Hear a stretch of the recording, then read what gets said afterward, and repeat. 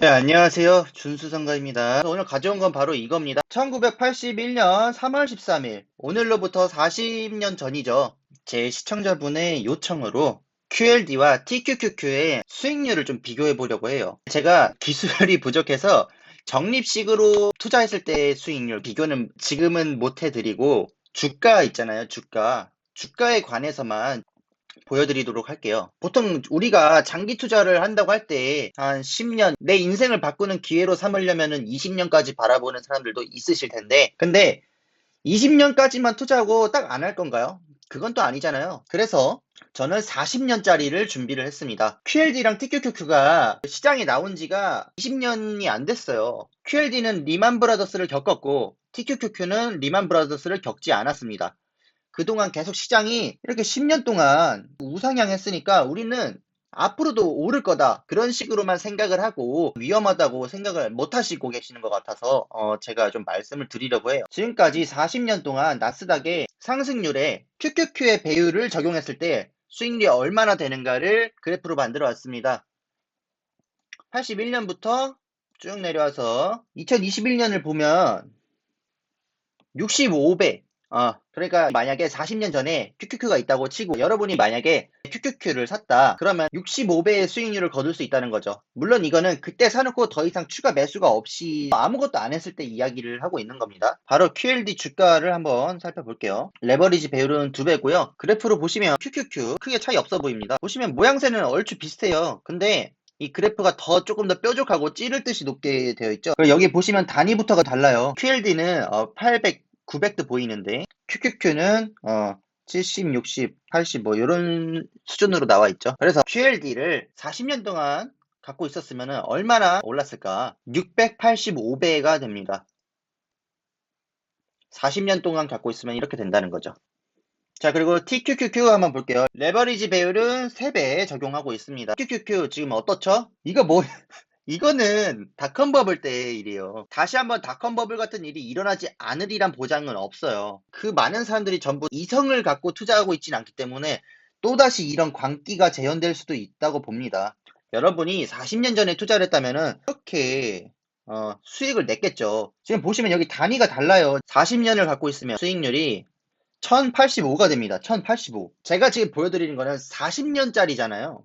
40년짜리 QLD랑 TQQQ 그렇게 볼 수 있는데 40년이나 들고 있을 수 있으면 사실 배율이 높은 게 좋을 수도 있어요. 근데 문제가 하나 있어요. 여러분이 투자하고 있는 지금 타이밍 있잖아요. 지금이 이때인지 이럴 때인지 알 수 있어요? 몰라요, 그거는.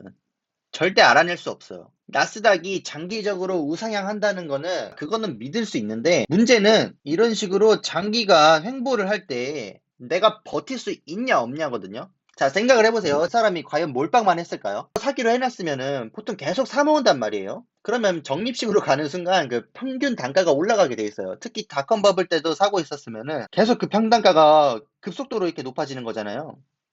그러면은 사실상 이때 마이너스가 났을 수도 있어요. 여러분들이 TQQQ를 산다고 하면 떨어질 때도 3배로 떨어져요. 물타기를 하면 되지 않냐라고 생각할 수가 있는데 보통 본인이 물렸을 때 떨어지면 더 사야지 하는데 여러분들 인생을 봤을 때 이 기간을 본인이 마이너스 나 있는 종목에 계속 박을 수 있어요?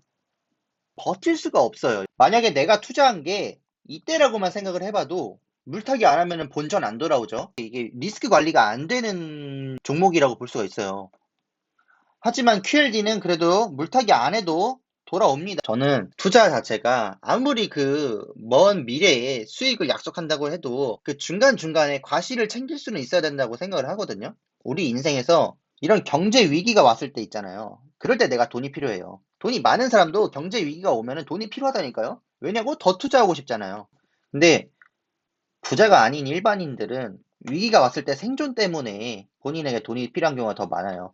그러면 어쩔 수 없이 분에 넘치게 몰빵을 해놓은 사람들은 여기 있는 돈을 꺼내다가 써야 되거든요. 최후의 식량이 한 20년 뒤에 뭐 1000배가 된다고 해서 내가 그걸 지금 안 먹으면 죽게 생겼는데 버틸 수가 있을까요? 적립식 투자의 특징이 하나 있어요. 본인이 어느 정도 돈을 모았잖아요. 뭐 내가 지금 주식을 한 10억을 갖고 있어요.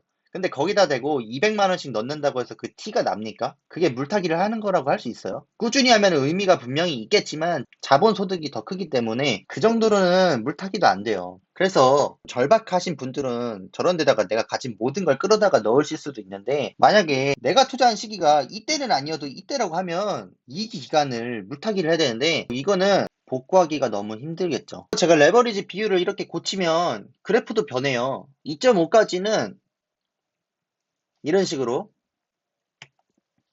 근데 3배가 되는 순간 복구가 안 돼요. 이렇게 레버리지 비율을 고쳐보면은 그 효율이 어느 정도 보여요. 그래서 시청자 여러분들께서는 레버리지 ETF에 투자하실 때 본인의 레버리지 비율이 내 포트폴리오의 우상향을 훼손하지는 않는지 꼭 한번 점검해 보시길 바랍니다. 상세 설명에 제가 만든 자료를 사용하실 수 있도록 링크를 달겠습니다. 들어가셔서 저기 보이시는 레버리지 배율을 본인이 원하는 숫자로 바꿔주시기만 하면 이런 식으로 차트가 변합니다. 이걸 0.1씩 바꿔보시면은 조금씩 뭔가 차이가 나는 것을 느끼실 수가 있어요. 점점 우상향이 아니게 되는 그래프를 보여주고 있죠. 레버리지 배율이 3에 가까워질수록 우상향과는 거리가 먼 차트가 되고 있죠. 오늘의 결론, 레버리지 ETF에 장기 투자할 때는 본인의 레버리지 배율이 경제 위기를 겪더라도 우상향하는지 체크해야 된다. 이상으로 마치도록 하겠습니다. 시청해주셔서 감사합니다.